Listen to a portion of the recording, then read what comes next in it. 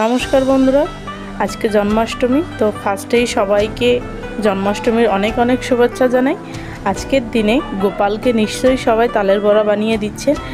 দেখুন তো আমার এই রেসিপিটি আপনাদের ভালো লাগে কিনা। তো আজকে আমি একসঙ্গে দুটো রেসিপি করে দেখাবো। এদিকে তালের মালপোয়া সঙ্গে মালাই মালপোয়া।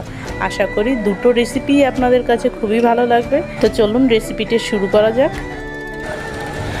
তো দেখুন, তালের রসটা আগেই বের করে রেখেছি। এবার আমি এখানে একটা বাটি নিয়ে ফার্স্টে দিয়ে দিচ্ছি ময়দা। আমি এই বাটি মেপে 2 বাটি ময়দা দিলাম, দিয়ে দিচ্ছি 1 বাটি সুজি।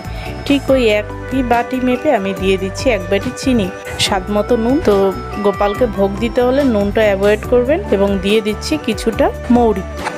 মৌরির ফ্লেভারটা মালপোয়াতে খুবই ভালো লাগে, তো এটা আপনাদের ইচ্ছা মতো দিতে পারেন। তো এবার দিয়ে দিচ্ছি যে তালের রসটা বের করে রেখেছি সেই তালটা দিয়ে এবার দিয়ে দিচ্ছি দুধটাকে আমি উষ্ণ গরম করে নিয়েছি। আমি অল্প অল্প করে দুধ দেব আর আস্তে আস্তে করে মেখে নেব। দেখুন আমার পুরো 1 মগ দুধ পুরোটাই লেগে গেছে। দেখুন ব্যাটারটা আমার রেডি হয়ে গেছে। খুব একটা পাতলা করিনি, থিকনেসটা নিশ্চয়ই আপনারা দেখে বুঝতে পারছেন। আমি এবার ঢাকা দিয়ে 30 মিনিটের জন্য রেখে দিচ্ছি। দেখুন 30 মিনিট পর চলে এসেছি। আমি তেলটা গরম বসিয়ে দিয়েছি। এবার আমি এখান থেকে 1 চামচ করে ব্যাটার নিয়ে গরম তেলের উপর দিয়ে দিচ্ছি। আমি একসঙ্গে 3-4টে করে ভেজে নেব, কারণ এই মালপোয়াটা একটার সঙ্গে একটা লেগে যাওয়ার কোনো ভয় নেই। আপনারা এইভাবে একসঙ্গে অনেকগুলো মালপোয়া ভেজে নিতে পারেন। এই সময় আমার বাবু এসে কখন ক্যামেরাটা অফ করে দিয়েছে আমি বুঝতে পারিনি, তো আমি ঠিক করে পুরোটা দেওয়া বা তোলা দেখাতে পারলাম না। দেখুন মালপোয়াগুলো সুন্দর ফুলেও যাচ্ছিল, দেওয়ার সঙ্গে সঙ্গে ফুলে ফুলে ভেসে উঠছিল। তো এইভাবেই উল্টে পাল্টে মালপোয়াগুলো তুলে নিচ্ছিলাম। এদিকে দুধটাও গরম বসিয়ে দিয়েছি মালাইটা তৈরি করার জন্য। দুধটা ফুটে উঠলে আমি পরিমাণ মতো চিনি দিয়ে দিলাম। এইভাবে দুধটা ফুটে অর্ধেক হয়ে গেলে আমি গ্যাসটা বন্ধ করে নামিয়ে রাখবো।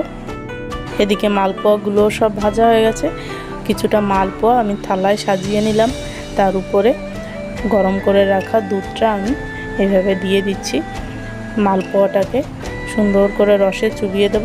দেখুন দেখতেও কত সুন্দর লাগছে। এবার এখানে আমি নিয়েছি আখরোট বাদাম। আখরোট বাদামটাকে আমি কুচি করে উপরে সাজিয়ে দিলাম। এবার কিছুটা কাজু বাদামকে আমি কুচি করে দিয়ে দিলাম। তো দেখুন দেখতেও কত সুন্দর লাগছে।